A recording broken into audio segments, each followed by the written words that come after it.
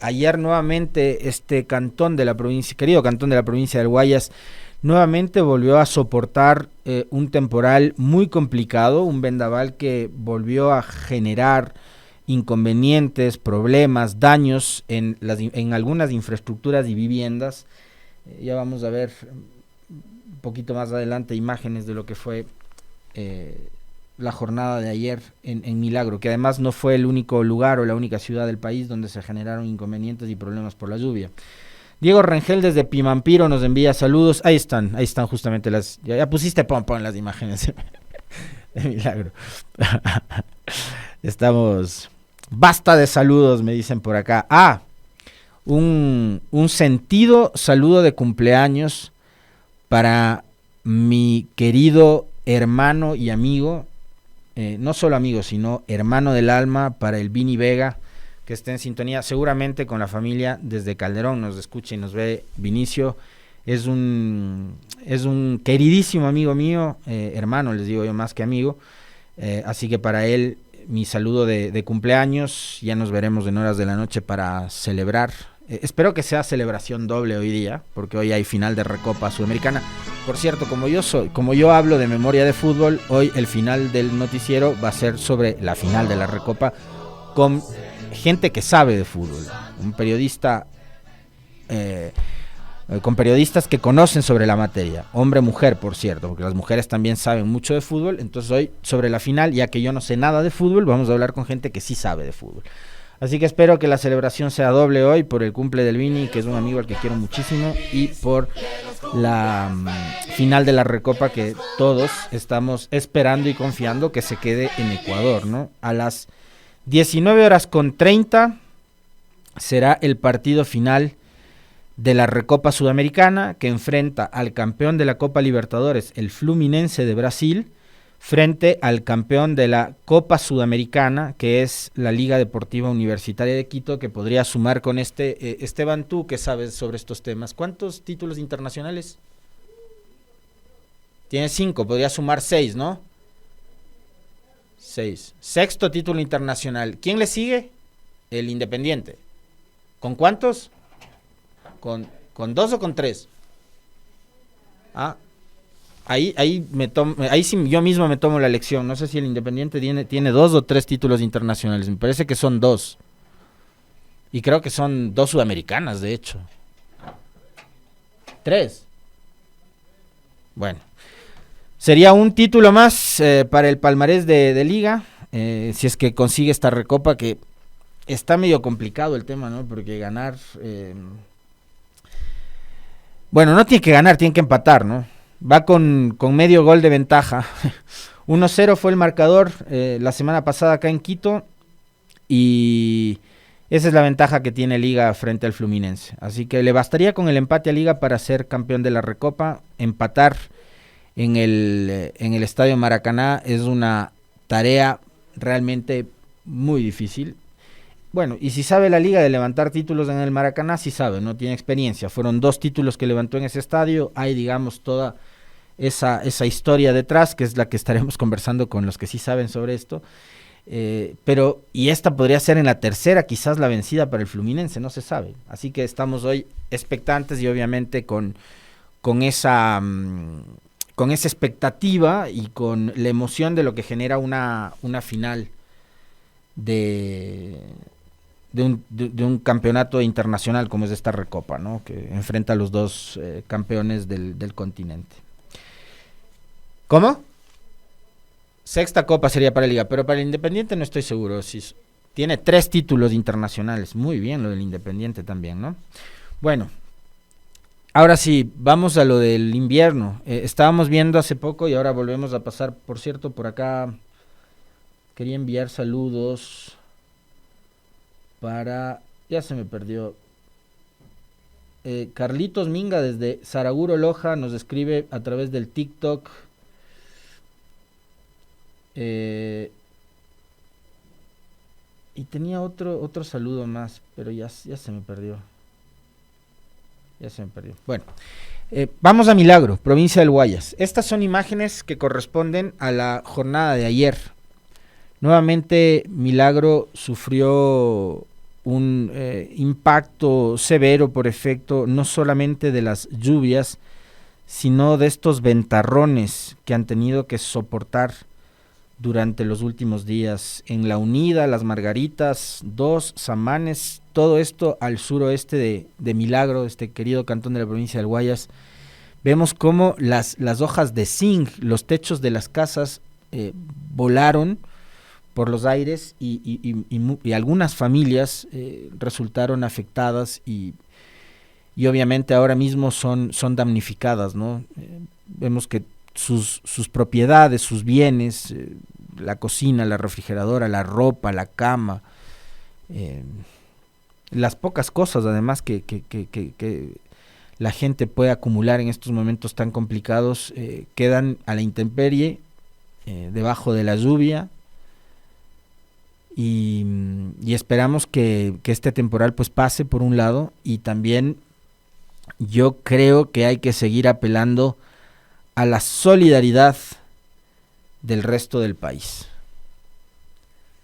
Así como ha pasado en otros momentos, incluido con Quito,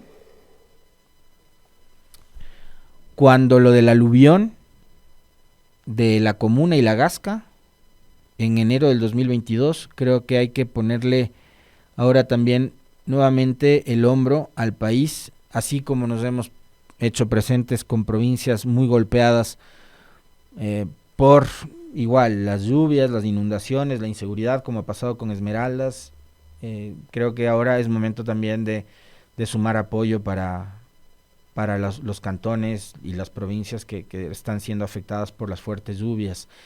Ayer, a propósito del fuerte invierno, también el municipio de Chone generaba alertas a través de comunicados de prensa debido a las lluvias caídas la madrugada y mañana de ayer miércoles 28 de febrero. Hay una alta probabilidad de que una nueva creciente llegue a la ciudad. Pedimos a las familias chonenses tomar las precauciones del caso, mantener sus bienes a buen recaudo y estar alertas ante cualquier emergencia que se pueda suscitar. Nosotros nos mantenemos atentos y activados para atender cualquier afectación.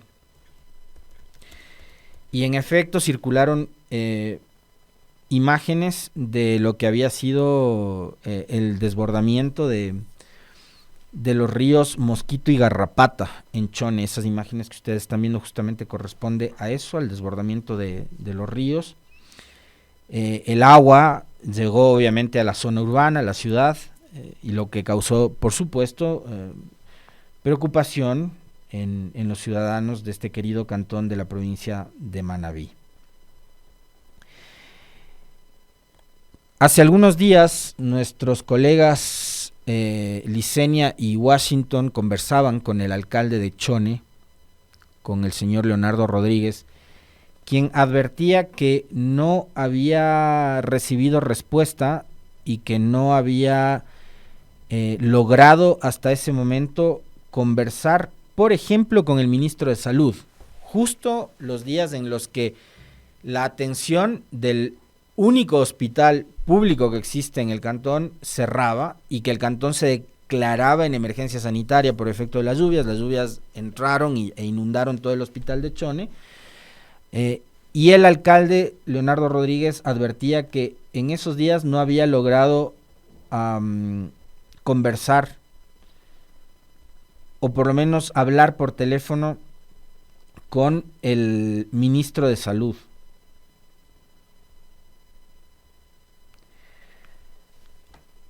No sé si a esta hora ya el Ministerio de Salud se habrá hecho presente. Justo en esos días recordarán que con ustedes revisábamos, hacíamos scroll y estoqueábamos la cuenta del Ministerio de Salud y la cuenta del Ministerio se había convertido en una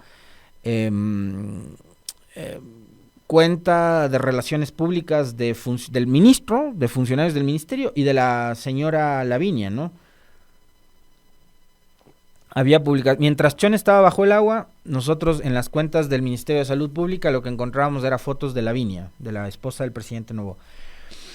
Hoy conocemos que antes de partir, ya vamos a hablar sobre eso, el presidente Noboa se va nuevamente de viaje. Habría que contabilizar cuántos viajes van en estos apenas 3 meses de gobierno, por cierto, viajes al exterior, por supuesto. Eh, Conocemos que el presidente Daniel Noboa estará hoy en Chone en una reunión de emergencia. Esto va a ser en la parroquia Santa Rita, sector San Andrés, Corporación Ganaderos de Manabí, Corpogán, a las 12:40. Estará presente el primer mandatario, el señor Daniel Noboa, en el cantón Chone, hoy cerca del mediodía, que es además uno de los cantones más afectados por las fuertes lluvias registradas en los últimos días. En la conversación que teníamos nosotros con el prefecto Orlando y en la conversación que tenían nuestros compañeros al mediodía con el alcalde de Chone, se hablaba ya de al menos 50,000 personas que habían resultado afectadas por las lluvias en el cantón, en Chone, 50,000 personas. En realidad me genera algo de tranquilidad y de verdad que me alegra que después de algunos días finalmente el presidente Noboa vaya a un cantón, a uno de los tantos cantones que ha resultado afectados por las lluvias. Me genera un cierto nivel de expectativa. No es que tampoco la visita de un presidente sea la gran solución. Yo les voy a recordar que la última vez que Chone tuvo que soportar una inundación, no sé si de estas proporciones, creo que ahora es mucho más fuerte que la inundación del año pasado. Y no fue solamente Chone, recordarán ustedes que a mediados del año anterior que se registraron fuertes inundaciones tanto en Manabí como en Esmeraldas, el presidente Lasso fue justamente a estas dos ciudades, a Esmeraldas y a Chone. Y el presidente en ese momento, el señor Lasso, generó una serie de ofrecimientos desde millones de dólares. En el caso de Chone, creo que era una cifra cercana a los 80 millones de dólares, una cosa así. Y un nuevo hospital y obra pública y carreteras y que por aquí, que envío de maquinaria, que esto, que este otro. Eso recuerdo de Chone. De Esmeraldas tengo clarísimo, porque además de eso lo conversamos nosotros con el querido amigo Ismael Bernal. Ciudadano esmeraldeño, sociólogo de profesión y un hombre que está muy cerca de la gente, de su provincia. A Esmeraldas el presidente Lasso fue a pasearse, creo que por algún patio de comidas de un centro comercial. Hizo un sobrevuelo, bajó, comió en un patio de comidas y se fue. Esa fue la gestión de Lasso en Esmeraldas. Lo recuerdo clarísimo. Habrá hecho algún ofrecimiento, por supuesto. Y me parece que de esa época también lo que recuerdo son una colección de fotografías de la señora prefecta con todos los ministros del gobierno de Lasso y nada más. Eso es lo que recuerdo.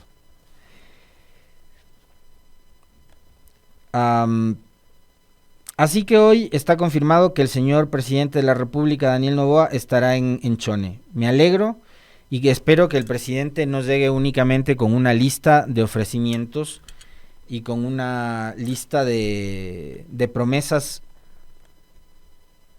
que después estamos preguntándonos si se va a cumplir o no se va a cumplir. Ojalá llegue el presidente con digamos, más que los ofrecimientos, con ayuda primero, para la gente que necesita, primero con ayuda, y después que en el más corto plazo, en el mediano corto plazo, pero en el plazo más corto posible, se pueda hacer todo tipo de obras de infraestructura que permitan desfogar las aguas que ahora están acumuladas en el cantón y que se pueda evitar que a futuro eventos como los que ha tenido que soportar Chone en estos días se repitan. Esto no tiene que ver nada con politiquería ni cosas por el estilo, tiene que ver con el ejercicio pleno de el poder de ser gobierno y a través del gobierno y de todo lo que mueve justamente a los ministerios encargados de la salud, de la obra pública, de la gestión de riesgos, de la inclusión social y demás, el gobierno pueda hacer todo lo que esté a su alcance para ayudar no solo a Chone, sino absolutamente a todos los cantones que han sido golpeados por el invierno en estos últimos días. Yo les insisto, más allá de las discrepancias que pueda haber o que pueda tener con respecto de la forma de gobernar o de las últimas decisiones que ha tomado el gobierno y que se han hecho públicas, el que el presidente visite Chone por lo menos genera algo de empatía, algo de alivio. Lo que sí espero es que no llegue como su antecesor, únicamente con ofrecimientos y con promesas que después no se cumplen. E insisto en un hecho sobre el cual deberíamos también conversar y ser críticos los ciudadanos, es cuánto seguimiento, no solo el periodismo, ojo, sino las propias autoridades locales, cuánto seguimiento hacen a la serie de ofrecimientos que desde el gobierno central y los presidentes les hacen cuando les visitan por temas coyunturales y puntuales como estos, por ejemplo. Por eso yo les citaba la visita de Lasso a Chone, y porque lo tengo además muy claro en la memoria. Podría citarles otro ejemplo parecido, el que ocurrió en Alausí. Y nosotros acá le tuvimos, creo que 2 o 3 semanas después al alcalde de Alausí, en estos micrófonos, en estas cámaras, durante el gobierno de Lasso, diciendo que Lasso no había cumplido con absolutamente nada de lo que ofreció para el cantón Alausí, después del aluvión que también tuvieron que soportar y donde se perdieron vidas de varios seres humanos. Entonces, como ya experiencia tenemos y ejemplos hay de gobiernos que después de los desastres fueron, hicieron sobrevuelos, se pasearon y después nunca más regresaron, creo que acá el presidente Noboa tiene una nueva oportunidad para demostrarle al país y para demostrar a tipos que se la pasan solamente criticando como yo, de que en efecto es un presidente y de que está como presidente y como gobernante tratando de solucionar los problemas que aquejan a la ciudadanía. Yo sinceramente espero por el bien de los ciudadanos de Chone, de Manabí, de Milagro, de Chandía y de Esmeraldas y de todos y cada uno de los cantones y poblados que han sido afectados por el invierno, que el gobierno vaya y haga lo que tiene que hacer. Pero que no sea solamente una visita puntual, una visita coyuntural y después nos olvidamos de todos los ofrecimientos que se hizo, ¿no?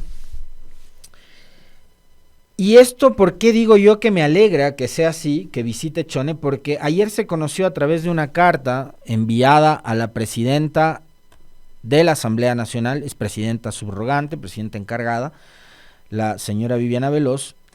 Se conoció que el presidente Noboa otra vez se va de viaje.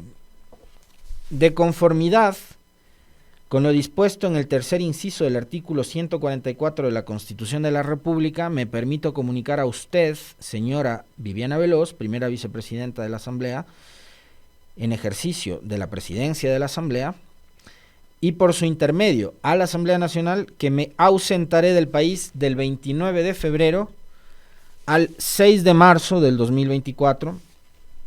Viaja el presidente a la ciudad de Nueva York, en los Estados Unidos de América, y a la ciudad de Toronto, en Canadá, a fin de mantener reuniones y agenda de carácter oficial respectivamente. Es propia la ocasión para expresar el testimonio de distinguida consideración. Atentamente, Daniel Noboa, presidente constitucional de la República. Así que el presidente, antes de irse de viaje a Nueva York y Toronto,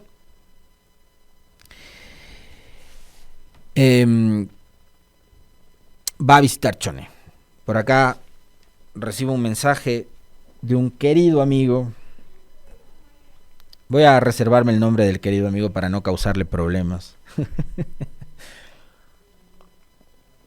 me dice, si realmente Lazo hizo obra, los medios afines, entre comillas, deberían restregarnos en la cara página por página el libro de los 900 días. Coincido totalmente, pero a mi querido amigo, yo hice un comentario sobre esto e incluso pasamos algunas imágenes, porque en uno de los últimos viajes que hice por el centro del país, por tierra, me encontré con una campaña publicitaria, obviamente financiada con recursos públicos. Esta campaña publicitaria la pagó Lazo durante los últimos días de su gobierno. Las carreteras de este país plagadas de publicidad con la leyenda de los 900 días. Entonces ahí se habla de N cantidad de becas, de los 20,000 niños que supuestamente salieron de la desnutrición infantil, en fin, se habla de un montón de cosas que supuestamente hizo el gobierno de Lazo. Hay una campaña publicitaria millonaria que en algún momento también los organismos de control tendrán que hacer su auditoría y vigilar y controlar, ¿no? ¿Quién pagó esas vallas que están, como les digo, ubicadas en todas las carreteras del país con la leyenda de los famosos 900 días y de las obras que hizo Guillermo Lazo? Pero como les digo, antes de salir de viaje hacia el exterior, a Nueva York y Toronto, el presidente Noboa va a visitar Chone. Me alegra que sea así, porque si se hubiese ido presidente sin visitar las zonas afectadas por las lluvias, por el invierno, habría sido un pésimo mensaje, desentenderse como primera autoridad del país de la situación que están atravesando, por la que están atravesando miles de ciudadanos, compatriotas. Sería realmente lamentable. Y en buena hora que usted visite Chone. De verdad que me alegra. De ahí que después cumpla o no cumpla, tendremos que estar obviamente vigilantes pero les digo también, esto no es solo tarea del periodismo, ¿no? O sea, si los propios gobiernos locales no salen a denunciar que no se ha cumplido, los medios nacionales o los ciudadanos en general poco y nada van a saber de si el gobierno hizo o no hizo lo que finalmente ofreció. Ayer les había dicho, bueno, quedó pendiente la votación para hoy. Hoy creo que retoman, no sé si a las 8:30 o 9:30, la sesión para definir el futuro del actual vocal del Consejo de la Judicatura, Fausto Murillo, y del ex vocal Juan José Morillo. No se votó ayer al finalizar la jornada, fue extensa, terminó muy tarde, creo que pasadas las 22 o 23 horas, no votaron. Quedó pendiente para hoy definir el futuro de estos funcionario y exfuncionario al mismo tiempo. Creo que hay alguna discusión sobre si se vota en simultáneo, si la moción de censura y destitución tiene que ir por separado, si va junta, hay algún debate por ahí. Vamos a conversar sobre esto también en la primera entrevista con la legisladora Sofía Espín de la bancada de la Revolución Ciudadana. Pero son cosas que finalmente a mí me generan un conflicto, porque sí son cosas de la gran política, ¿no? Donde se están disputando los partidos, ciertas élites, el control del Consejo de la Judicatura, pero que son cosas que a la larga a los ciudadanos en el día a día ni les benefician ni les perjudican, porque si les censuran o no les censuran a estos malos funcionarios, no termina afectándole a usted en el bolsillo, como por ejemplo sí la subida de los impuestos, o la falta de empleo, o las lluvias que están afectando ahora mismo a los sembríos, a los campos, a las ciudades, y eso sí es un problema supremo. Probablemente la disputa de la judicatura pueda centrarse en 1, 2, 3, 4 grupos políticos y élites, pero creo que hay problemas que son mucho más graves y que hay que tratarlos y hay que conocerlos y hay que hacer que la gente los conozca y se informe. Pero hay un tema de esta gran política sobre el cual sí quería tratar, y otra vez me voy quedando corto del tiempo, que es el caso Villavicencio, ¿no? En esta semana se han llevado adelante audiencias y diligencias judiciales que han determinado el llamamiento a juicio a 5 de los 6 procesados por el asesinato del ex candidato presidencial. Nota del portal web de Radio Pichincha. La jueza de garantías penales Irene Pérez llamó a juicio a Carlos A., Laura C., Eric R., Víctor F. y Alexandra Che por el asesinato del ex candidato presidencial Fernando Villavicencio, mientras que para Óscar F. dictó sobreseimiento. Tras analizar el anuncio de pruebas y alegatos de las defensas de los 6 procesados de las víctimas de la acusación particular, así como el dictamen acusatorio de la Fiscalía, la jueza de garantías penales Irene Pérez acogió el anuncio de prueba expuesto por la fiscal Ana Hidalgo y llamó a juicio a 5 de los 6 procesados por el crimen del ex candidato presidencial. 2 días le tomó a la jueza escuchar a las partes procesales en torno al asesinato de Villavicencio registrado el 9 de agosto del año pasado. Esto al salir de un mitin del colegio Anderson en el norte de Quito. Ayer la Fiscalía emitió su dictamen acusatorio en contra de Carlos A., Alexandra Che, Eriguere, Víctor F., Laura C. y Óscar F., así como hizo la presentación de su prueba, y hoy la diligencia empezó con la intervención de las defensas de la acusación particular y de las víctimas para continuar con las de los abogados de los procesados, quienes también hicieron el anuncio de sus pruebas. Ramiro García, abogado de Verónica Zarauz, viuda de Villavicencio y quien es la parte acusadora, pidió que todos los procesados sean llamados a juicio en calidad de coautores. Asimismo, dio una lista de más de 20 personas para que se tomen sus versiones en el marco de esta causa. Entre ellas están los 6 procesados, su cliente Verónica Zarauz y los policías que elaboraron los informes periciales de informática forense, criminalística, del lugar de los hechos, objetos y partes policiales. Luis Fernández, abogado de una de las víctimas de este caso, reiteró que todos los procesados deben ser llamados a juicio como coautores. Testimonios claves. Mientras Paul Aro, abogado de Cristina Villavicencio, hija del candidato presidencial, se refirió a la falta de protección que tenía Villavicencio el día de su asesinato, hizo alusión al testimonio de Patricio Carrillo, exministro del Interior y quien fue candidato a la Asamblea junto a la tienda política de Villavicencio y que estuvo en el lugar de los hechos, así como a lo expuesto por el excomandante de la Policía Nacional, general Fausto Salinas. Ambos hablaron de cómo se manejó la seguridad. Luego de analizar la falta de seguridad que tuvo Villavicencio, dejó constancia de la existencia de una entrevista que concedió la asambleísta Sofía Sánchez para el programa Castigo Divino, en la cual señaló que los mandos policiales conocían que Villavicencio iba a ser parte de un atentado. En esta línea, Aro expuso que no hubo una debida atención al grado de riesgo que tenía la vida del ex candidato presidencial y agregó que el testimonio de la ahora asambleísta Gisela Molina es vital en el caso, debido a que ella estuvo junto con Villavicencio el día de su muerte y vio a Johan C. cuando disparó en contra del ex candidato en el momento en que se subía a la camioneta en la que él se trasladaba. Aquí hay algunos temas interesantes que quiero comentarlos antes de cerrar justamente este espacio junto a ustedes. En los testimonios se conoce que el asesinato de Fernando Villavicencio se planificó desde dentro de una cárcel, la cárcel de Cotopaxi. Y como les contaba yo ayer, es desde ahí donde los famosos lobos, liderados por este alias Invisible, se dieron el lujo de instalar un servicio de internet.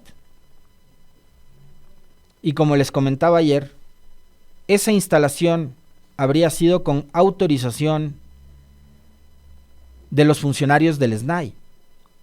Y los funcionarios del SNAI son nada más y nada menos que servidores públicos.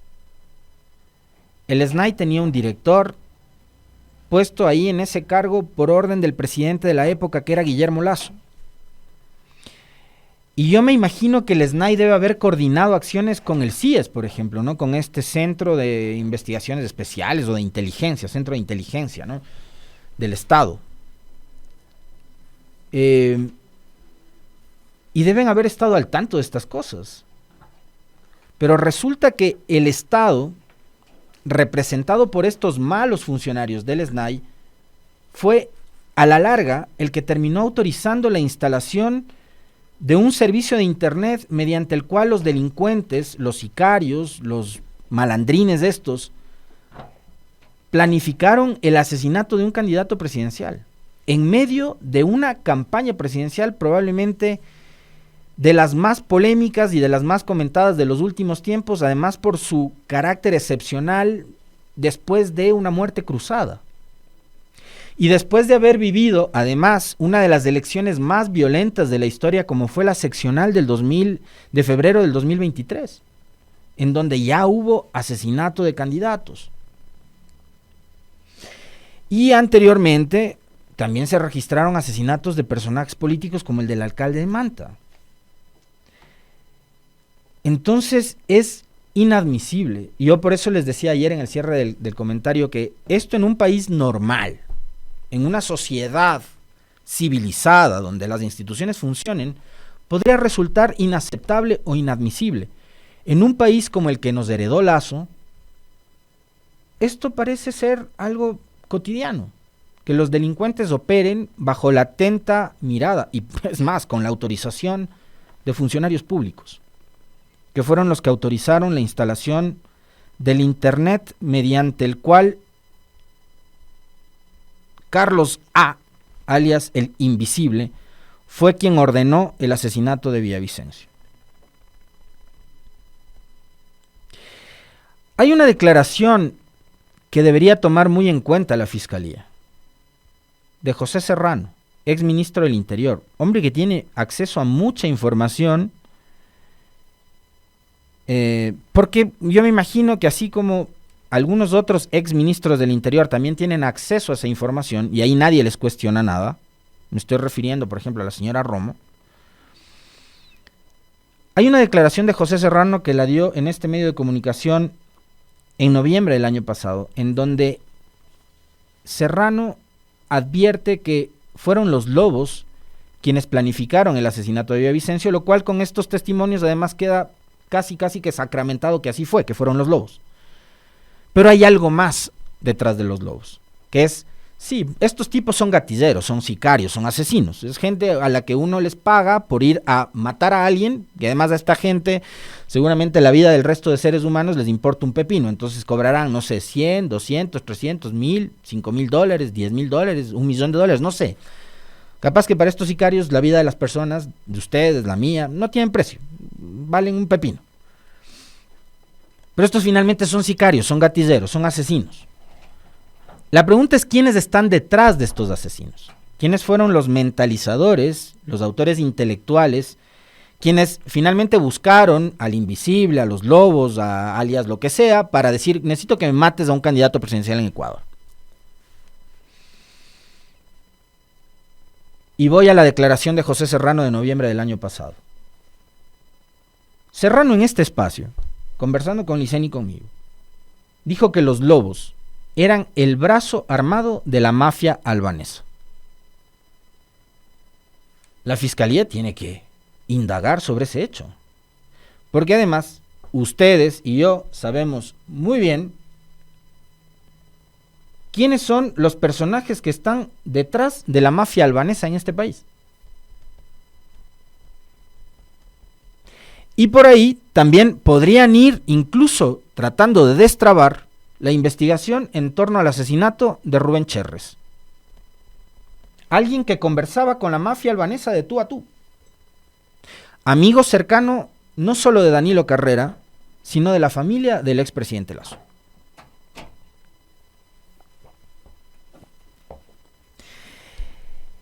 Y no es solo el hecho de que el SNAI autorizó que instalen Internet, porque por último ese es un tema accesorio sobre un caso muy grave como el que estamos conversando en este momento.